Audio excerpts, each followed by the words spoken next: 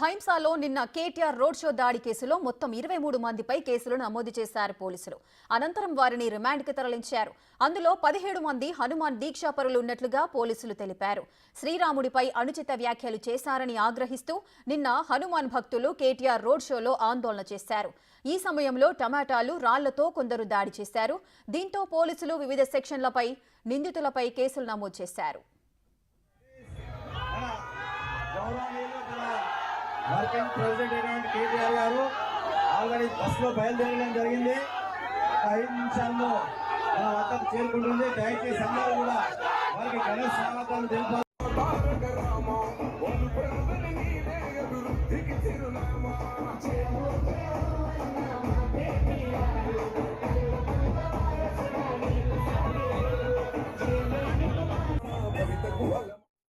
భైంసాలో నిన్న KTR road show దాడి కేసులో మొత్తం 23 మందిపై కేసులు నమోదు చేసినట్లుగా తెలుస్తోంది. మరింత సమాచారం మా ప్రతినిధి సాయన్న అందిస్తారు. సాయన్న,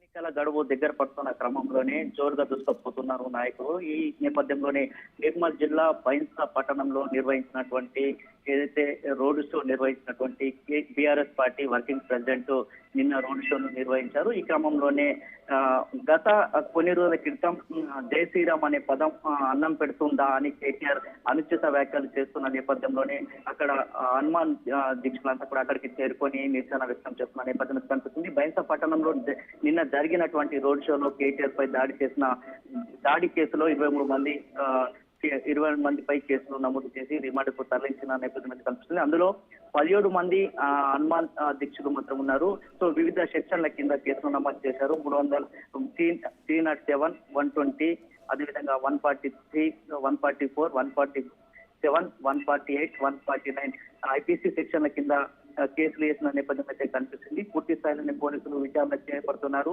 అసలు ఏం జరిగింది, అసలు జరగడానికి ప్రధాన కారణాలు ఏంటి, ఏదైతే వంకాయలు అదేవిధంగా టమాటాలు ఆలుగడ్డలు పై ఏదైతే కేటీఆర్ పైన దాడి చేశారు, పూర్తి స్థాయిలోనే పోలీసులు విచారణ చేస్తున్న నేపథ్యం అయితే కనిపిస్తుందని చెప్పుకోవచ్చు.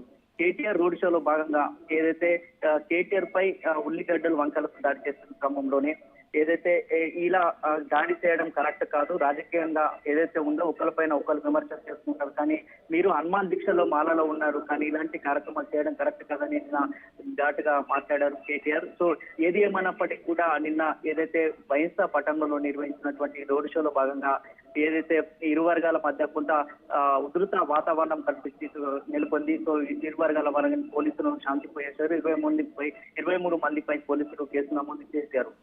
Right. Thank you, Sayana. Thanks for the details.